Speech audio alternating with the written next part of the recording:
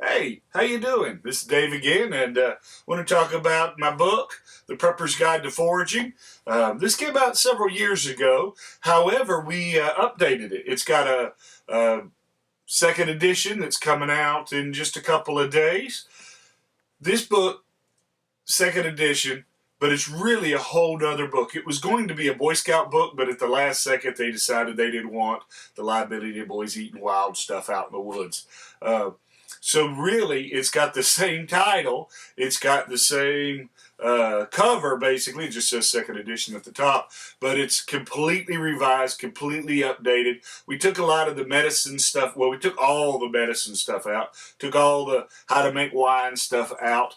We got probably doubled or almost tripled the amount of plants and trees, edibles in here. Whole new projects. Whole nother book. So not a plant identification guide, but this is a guide to things you can actually do with the food instead of like, go find this and eat it, right? Go find this, take the leaves, mix it with this, mix it with that. Now you can tan deer hide or whatnot, right? So pretty good book. And it's got a pretty good introduction from Todd Walker, the survival Sherpa. Pretty cool guy. Trying to get him to write his own book too, because Lord have mercy, the man's got a lot of good ideas, right?